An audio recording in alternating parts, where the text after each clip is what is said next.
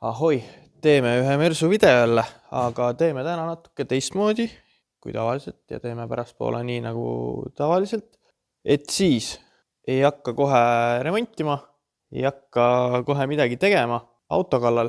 Lähme siia. Siin üritame täna siis keskkonsooli käigukangi ümbruse ära restaureerida. Et see on põhiline teema, mis nendel vanadel juhtub, et puit koordub pealt lahti, see on päris puit ja lihtsalt koorub siit maha ja need kõrvad murduvad ära ja nii edasi ja nii edasi. Seda originaali ma parandama ei hakka, vaid mul on siin varem olnud kasutuses siis selline 3D prinditud tükk. See on mingi vanem auto peal on praegu veel üks teine, aga olen ta siis teinud täpselt selle õige kogusega nuppudega, mis vaja on, et see vana on tegelikult ka ainult, mis siin on siis 5 nuppu on ju. Tegelikult saab juurde teha, aga need pesad ei ole eriti täpsed ja see on pärast peavalu. Nii et kuna mul on käed programmile ja 3D printeri juurdepääs olemas, siis minu jaoks tundus lihtsam olla see sisse joonistada ja välja printida. Ja on tegelikult nüüd vist peaaegu 2 hooaega juba kasutuses olnud need 3D prinditud jupid, aga endiselt ei ole ka nendel neid nagasid pidama saanud, et lähevad ikka katki, siis täna on värskelt ajust tulnud täiesti uus revision, loodame, et see peab. Ja sellega oli kohe mõte siis, et äkki teeks ta siis suhteliselt sarnase nagu on originaal. Ja originaalil on kasutuses siuke vineerikate nagu Zebrano, mis on ilmselt mingisugune eksootiline puu. Kuna ma mõtlesin, et kus see Zebrano vineer ikka saab, siis esialgu oli plaan teha siuke, kuidas öelda, redneck style remont, et printsin välja A4 paberi peale Zebrano mustri, lasin AI-l teha selle õige mustri, ta kõrgresolutsioonis ja printsin välja. Ja plaan oli siis, et liimin ta siia peale, lõikan avad välja, lakin ära ja äkki ongi peaaegu nagu originaal. Aga mis täna siia tulles avastasin, et tegelikult toon on täiesti vale ja tegelikult tänapäeval ka tekkis võimalus ikkagi saada seda Zebrano vineeri. Küll natuke väiksem tükk kui siia vaja oleks, aga need peaks olema sirgete servadega ja ma peaks saama nad siia ilusti niimoodi kokku liimida, et tegelikult seda vahet ei jääks.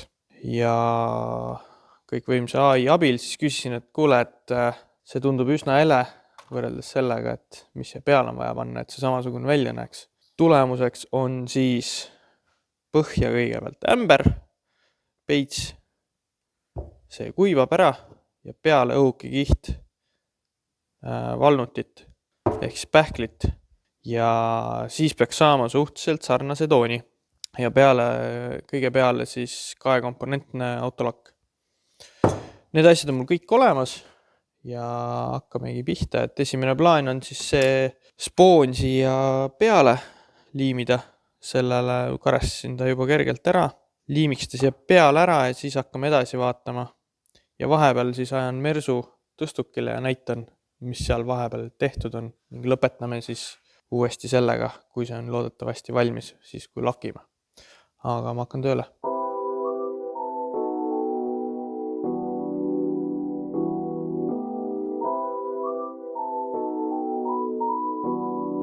Nii, seni kuni liim kuivab, siis ma näitan ära, mis ma vahepeal siin Mersu juures teinud olen. Esimene muudatus või siis mitte muudatus, vaid edasiminek, võtan lambi ka, on see, et väljalaske gaaside rõhuandur on tekkinud. See siis sai ühendatud altpoolt. Kolde all on siis wastegate'i ava ja sinna wastegate'i plaadi sisse tegin siis puurusnaugu ja läks tuts sinna. No ei fokusseeri ära. Ühesõnaga sinna läks tuts ja torukeermega, väike vask spiraali otsa ja siis kummivoolikuga sealt juba pudelisse. Eks pudel peaks seal need gaasiimpulssid maha rahustama natuke ja sealt juba siis läheb käigasti aiu. Järgmine asi, mis siis tegelikult juba oli küljes vanast ajast, on sellest esirattast me hakkame siis võtma kiirust nüüd, nii nagu ta originaalis on, ABS-i andur ja loeb ABS-i rõnga pealt ja see info samamoodi läheb aiu. Seda ABS-i andurit ma otsisin päris tükk aega, täpselt selle asja jaoks, milleks ta siin küljes on. Tuleb välja, et ma olin selle juba kunagi varasemalt paika pannud. Ja teine ABS-i andur läks siia ja see läks sinna selle jaoks, et lugeda siis starteri rõnga hambaid. Ja seda selle jaoks, ma otsin kohe üles, ja seda selle jaoks, et ma ostsin tahomeetri, mis on mõeldud siis 6000 pöörde peal lugema 144 000 hertsi. Starteri vööl on 144 hammast, 6000 pööret minutis on siis, tulebki täpselt 144 000 hertsi 6000 pöörde juures. Ehk siis see ongi mõeldud diisli tahoks. Näeb täpselt samasugune välja, nagu praegu peal on originaalis 6000 pööret, aga hertsid on õiged ja sealt saab otse siis signaali spida taha või taho taha ja tulemuseks on, kohe näitan, on olemas taho.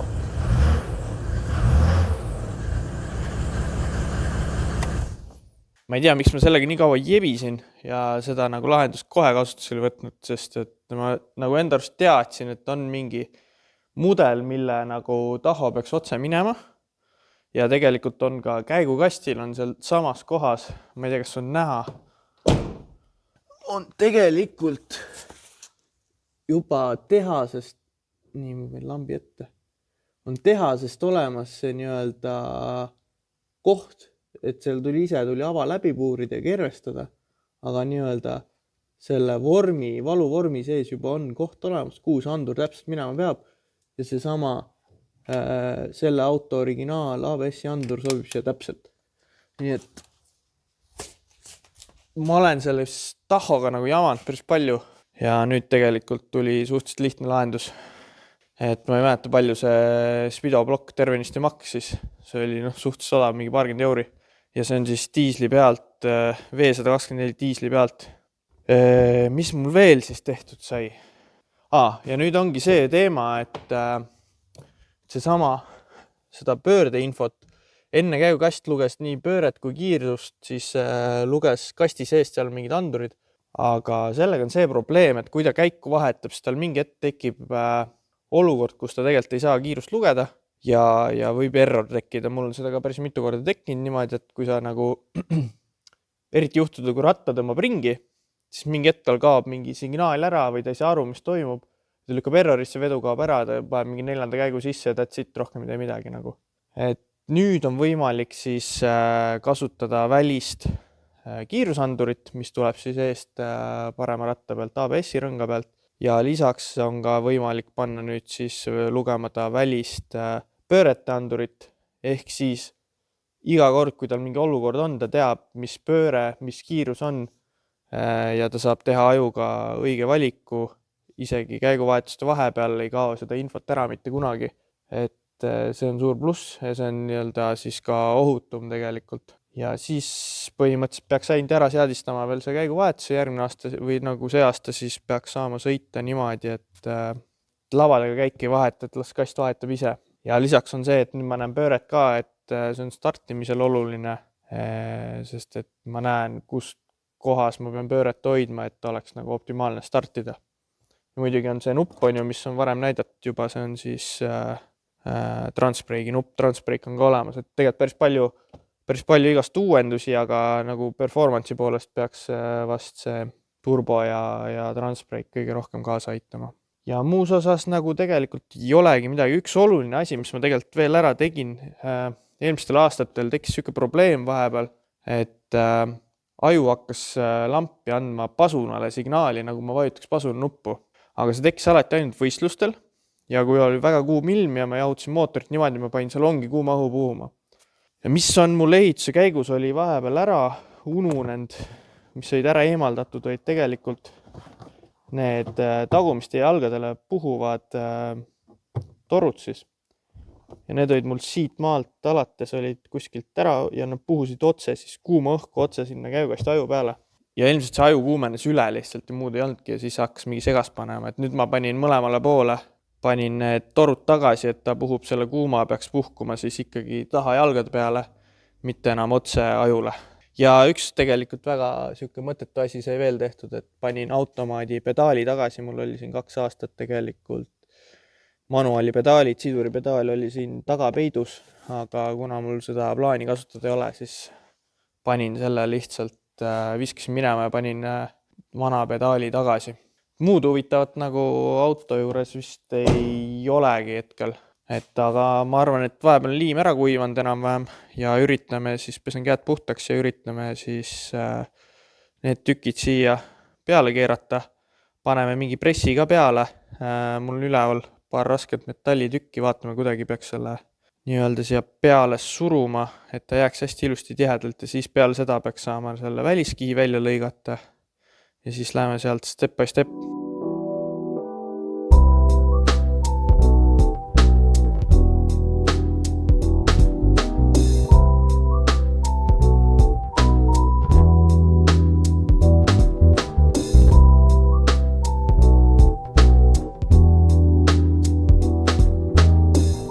Vahepealne tulemus siis nagu näha oli, nokitsin siit neid avasid välja lõigata, praegu need on lihtsalt nii-öelda jämedalt välja nüsitud, siit servad tuleb kõik veel lihvid eraldi, aga see ühenduskoht tegelikult, ütle mulle, kus see on, tegelikult sa ei näe seda isegi, peaks olema siin ja kuskil siin siis, et see sai päris nagu hea, olen väga rahul, huvi pärast tegin ka selle redneck style'i asja ja valmis ja tegelikult selles suhtes toon sai ülivale, aga seda saaks kuskil Photoshopis kindlasti tuunida, kui oleks kohe arvuti juures see õige toon olemas. Siis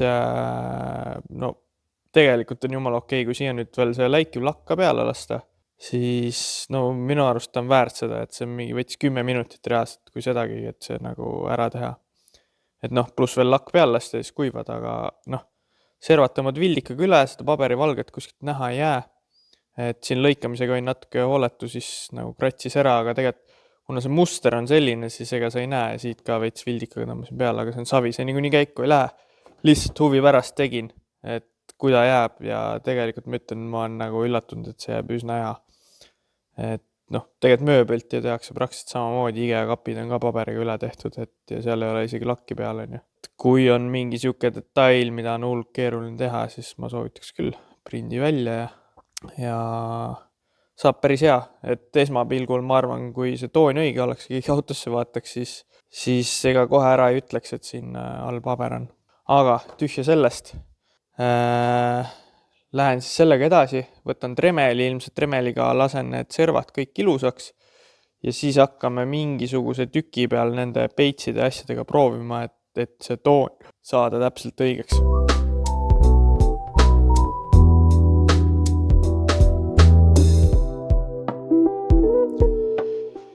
Tremeliga siis üsna kiire töö ja päris lihtsalt sai need avad ilusaks.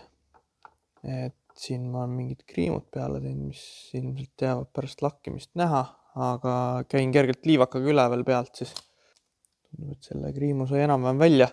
Ja nüüd läheb siis katsetamiseks, et plaan on sama ikkagi, et selle ämberiga enne ja siis medium nut peale. Et proovitükk on siin ja sellega saab siis katsetada ja autos võrrelda siin keskkonsoolis olevate tükkidega juba, et saaks sama. Üks kiht ämberit juba teeb nagu päris suure vahe sisse, et kui siia kõrvale panna see, aga ei ole päris 100% veel, nii et tuleb see pähkel kindlasti siia ka panna. Kui siia nüüd kõrvale panna, siis ta on veits heledam ja kollakam praegusel hetkel. Et natukene veel, aga üsna lootustandev, et saab päris ligi lähedase isegi. Et paneb siis nüüd selle medium nuti siia otsa ja vaatame, kuidas siis on. Nüüd siis võin öelda, et videost näeb see väga kollakam välja, kui ta päriselt on. Nutt on peal ja lasin siia lihtsalt mingi suvalise spreilaki ka praegu peale. Lihtsalt selle jaoks, et ta annaks sügavust natuke juurde. kui siia panna kõrvuti need, siis ma ütleks, et üsna üks ühele. Telefonis tundub isegi natuke parem, kui ta päriselt on. Aga ma ütleks, et nii-öelda koduste vahenditega järgi tehtud tooni kohta on ikka väga sarnane, et nüüd siia muud üle, kui tuleb originaaltoode ka üle teha. Mis natuke nagu hirmu tekitab, on see, et kui kõvasti see peits selle spooni tahab kõveraks tõmmata, et ma loodan, et ta ei kisu seda sealt selle tüki küljest lahti, aga kui kisub, siis eks siis tuleb midagi välja mõelda, aga jah, praegu ma olen ise ka veits isegi üllatunud. Vaatame siis, kas läheb katki või saab hea. Ei oskagi midagi rääkida siia ka. Vaatame, et lihtsalt ühtlaselt jääks ja julm päris, kui palju nagu tooni muudab see üks kiht juba. Las ta siis kuivab siin. Ja siis päraspoole teine kiht. Nagu ma kartsin, siis veitsa lõi lahti ka. Aga ma arvan, see on suht savi sellepärast, et selle ma saan veel kinni. Siia saab liimi süstlaga vahele lasta ja saab peale teist peitsimist, kui ta on ära kuivanud, ilusti saab uuesti kinni suruda. Selle üle ma väga ei põe. Nii, aga nüüd siis lähme selle teise peitsi kallale. Ups. See on siuke päris tumepruun. Seda peaks panema suhteliselt õhuksegi. Ja see nagu muudab olukorda päris kõvasti.